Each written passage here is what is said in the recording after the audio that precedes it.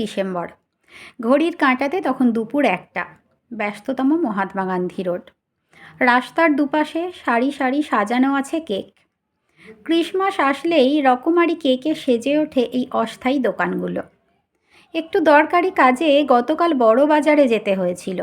কাজ মিটিয়ে আমিও ঢুকলাম ফুটপাতের একটি কেকের দোকানে। দোকানে ভিড় করে দাঁড়িয়ে আছে তখন আরও 2-3 জন। 2-3 জনের মধ্যে একজন জিজ্ঞেস করল, ভাই, ফ্রুট কেক আছে? দোকানের ছেলেটি বলল, কতগুলো নেবেন বলুন না। এই তো, এদিকের সবগুলোই ফ্রুট কেক।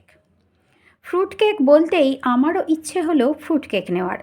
দাম জিজ্ঞেস করতেই দোকানের ছেলেটি বলল 250 টাকা।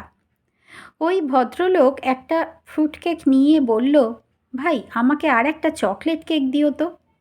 তারপর আমার দিকে তাকিয়ে বলল, আমার মেয়ের 2 রকম কেক চাই। সকালে বাড়ি থেকে বের হবার সময় মেয়ে বলে দিয়েছে, বাবা, মনে আছে তো, চকলেট কেক আর ফ্রুট কেক, 2 রকম কেক কিন্তু নিয়ে আসতে হবে। কথাগুলো আমাকে বলছে ঠিক সেই সময়ই ভদ্রলোকের মোবাইলটা বেজে উঠল। মোবাইল বের করে এক ঝলক মোবাইলের দিকে তাকিয়ে একমুখ হেসে আমাকে বলল, মেয়েই ফোন করেছে, আজও রেজাল্ট বেরিয়েছে। ফোন রিসিভ করেই ভদ্রলোক বললেন, বলো মা, কিসে কত পেয়েছ? মেয়ে ওদিক থেকে বলতে শুরু করলো।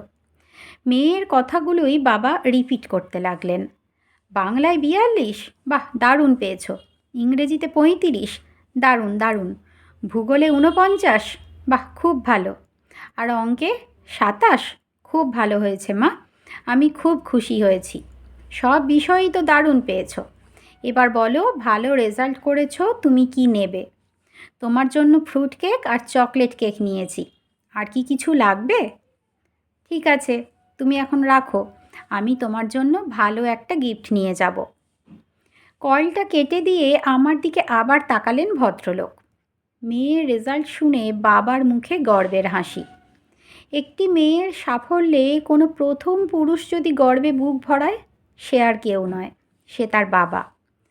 মনে মনে ভাবছি, এই হচ্ছে বাবা। কম নম্বর পেয়েছে জেনেও মনে এতটুকুও দুঃখ নেই। পাশে দাঁড়িয়ে থাকা অন্য এক ভদ্রলোক বলে উঠলেন, মেয়েকে ম্যাথের জন্য ভালো একজন টিচার দেবেন। ম্যাথের নম্বরটা একদম কম, রেজাল্ট তো ভালোই হয়নি। ভাবছিলাম আমি একটা উত্তর দিই, তা আর আমাকে দিতে হলো না। উত্তর দিল ওই গর্বিত বাবাই। বললেন, 7টা বিষয়ের একটাতে একটু কম পেয়েছে, তাতে কি? অন্য বিষয়গুলোতে তো নম্বর বেশি পেয়েছে। অতগুলো বিষয়ে ভালো করলো, সেটা নিয়ে আনন্দ করতে হবে। আমি এই নম্বরগুলোতেই দারুণ খুশি। তবে আমার মেয়ে কিন্তু ছবি আঁকাতে সেরা। আপনি দাঁড়িয়ে থাকবেন, আপনাকে হুবহু এঁকে দিতে পারবে। বাড়িতে কত প্রাইজ, সব ছবি আঁকার জন্য।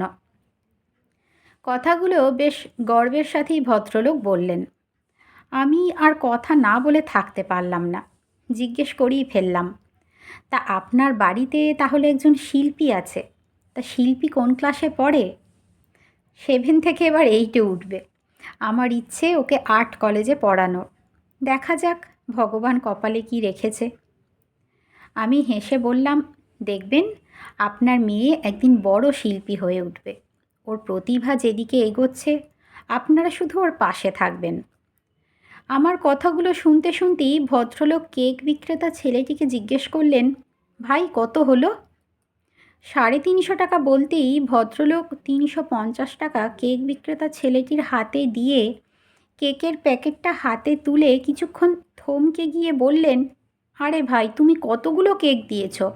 এতে তো 3টে কেক চলে এসেছে, আমি তো 2টো কেক বললাম। কেক বিক্রেতা ছেলেটি তখন হাসছে।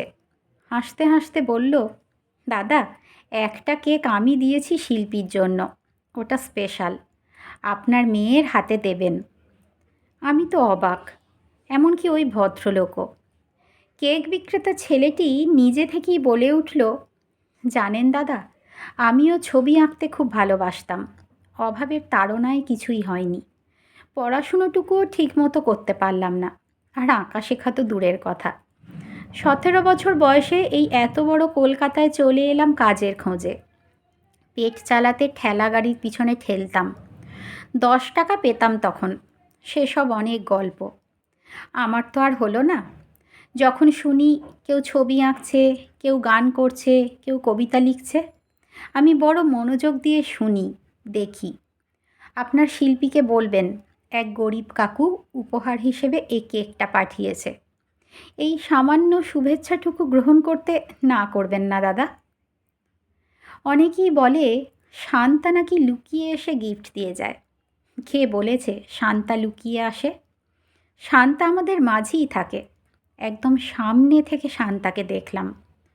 মনে মনে ভাবছিলাম, ভাগ্যিস এই ফুটপাতের দোকানে ঢুকেছিলাম, তা না হলে কত কি অদেখা থেকে যেত।